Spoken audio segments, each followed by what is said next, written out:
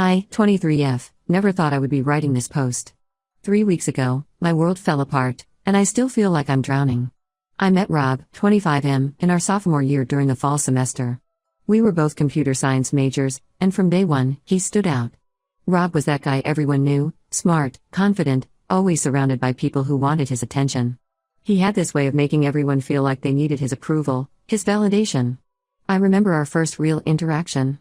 It was during a group project in our data structures class. Rob took charge immediately, delegating tasks and explaining concepts with this infectious enthusiasm. He seemed to notice how quickly I picked things up, and soon he was finding reasons to work with me. He would message me late at night about assignments, even though he clearly understood the material better than anyone.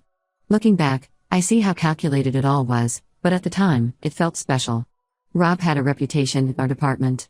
He was the go-to person for help with difficult assignments. Professors praised his work, and other students looked up to him. He had already done 2 prestigious internships, and companies were practically begging him to join their teams. His confidence was magnetic.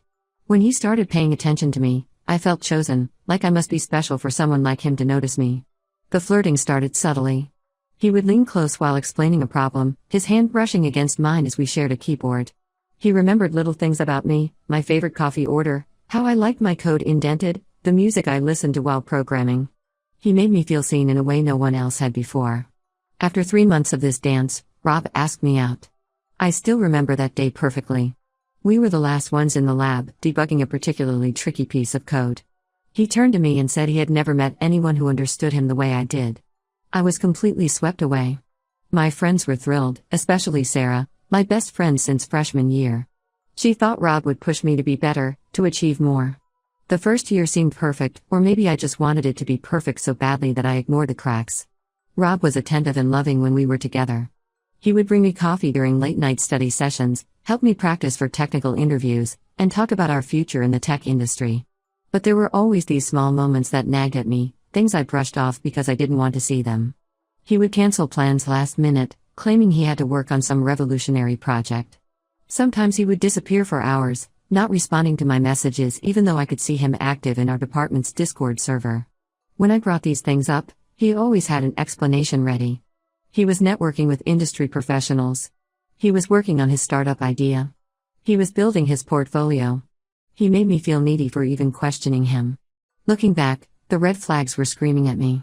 Rob would get oddly defensive whenever I asked about certain female classmates. He had this way of turning every conversation about my achievements into a discussion of his own potential. When I landed an internship at a major tech company, instead of celebrating with me, he spent an hour explaining how he could have gotten it too if he had wanted it. He would make subtle comments that undermined my confidence, always framed as constructive criticism or jokes. Sarah started noticing changes in me. I was always anxious about saying the wrong thing, about not being smart enough or dedicated enough. She tried to talk to me about it multiple times. She pointed out how Rob seemed to enjoy making me doubt myself, how he would manipulate situations to make himself look better. But I defended him fiercely. I told her she was jealous, that she didn't understand our relationship. I even stopped hanging out with her as much because I couldn't stand her concerned looks. Things started shifting dramatically in our final year. Rob became more distant, but in this calculated way. He would pull away for days, then show up with grand gestures and promises about our future. He talked about us moving to Silicon Valley together after graduation, about starting a company together, about how we would revolutionize the tech industry as a power couple. I clung to these promises, using them to justify the growing pit in my stomach. Then last Thursday, everything imploded. Rob called me at 11:30 p.m. His voice was different, cold, almost bored. He told me our relationship was holding back his career growth. He said he needed to focus on his future and that I was becoming a distraction. When I tried to understand, to ask what had changed, he cut me off. He said his decision was final, hung up, and blocked me everywhere: phone, email, social media, even our shared GitHub repositories. The past 3 days have been a blur. My roommate Emma found me curled up on the bathroom floor Friday morning, still in my clothes from the day before. She had to force me to eat, to drink water, to take a shower. I kept trying to reach Rob, creating new email addresses, calling from different numbers, even going to his apartment. But he had vanished from my life as suddenly as he had entered it. What makes this so much worse is that I still have to see him. We have 3 classes together this semester: Advanced Algorithms, Software Engineering, and our Senior Project Seminar. That's 9 hours a week where I have to sit in the same room with someone who threw away 3 years of my life with a phone call. 9 hours where I have to pretend I'm not falling apart inside. Everyone in our department knows by now. I see the whispers, the pitying looks, the way conversations stop when I walk into the lab. Some people have reached out, but most are keeping their distance. Rob was always more popular, more connected. I feel like I'm losing my whole college life, not just my relationship. I wake up every morning feeling like I can't breathe. Did any of it mean anything to him? Was I just a convenient girlfriend while he waited for something better?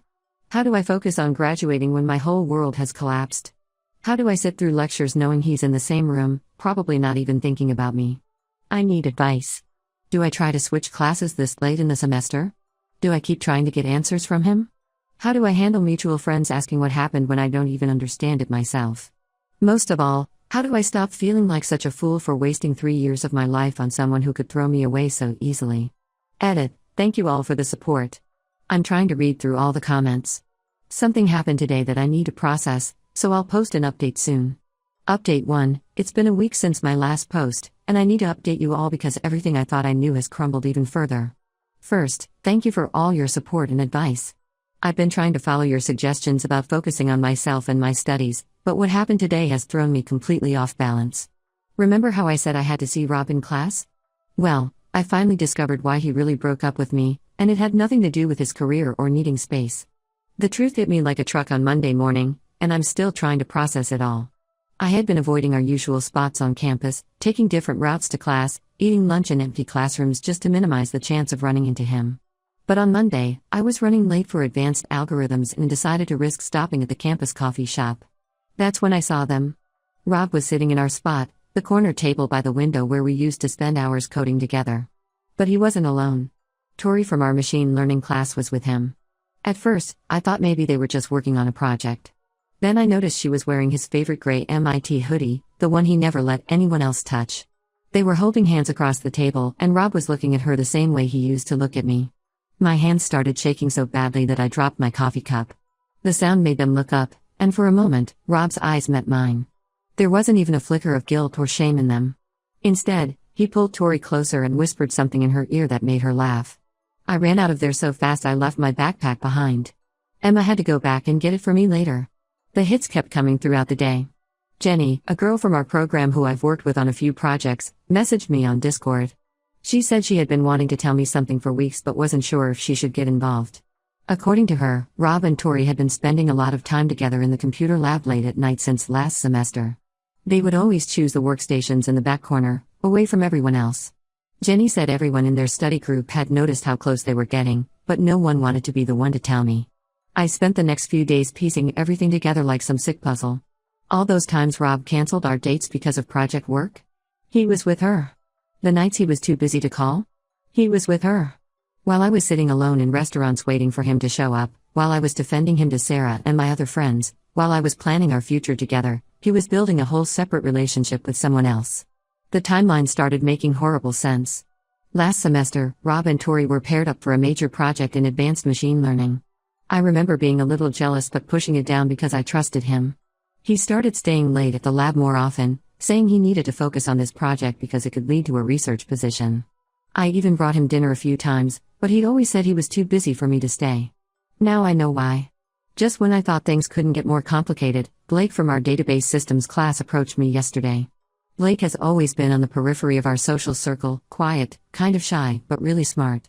He asked if I wanted to grab coffee sometime, saying he had always thought I was interesting and wanted to get to know me better.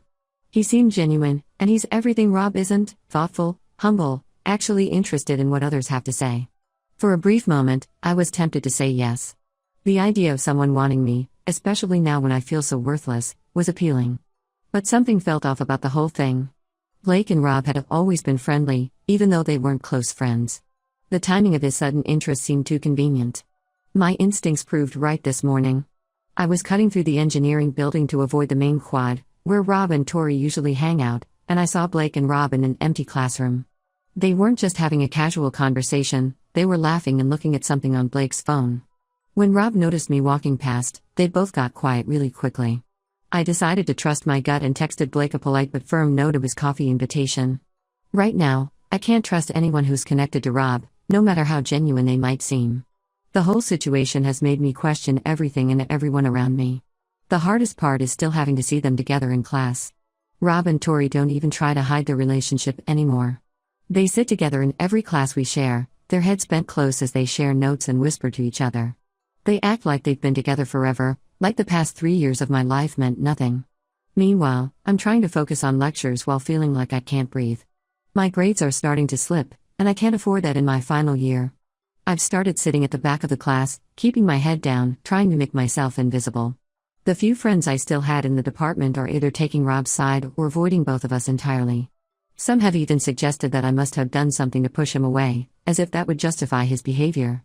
Every memory from the past 3 years feels tainted now. Every sweet moment, every promise he made, every time he told me he loved me, was he thinking about her? Was he comparing us? Was I just a convenient placeholder until he found someone he actually wanted? I keep thinking about all the times he told me I was being paranoid or insecure when I questioned his late nights or canceled plans. He made me feel crazy for doubting him, all while he was actively betraying my trust. I won't let this destroy me though. I have 1 semester left, and I need to focus on graduating.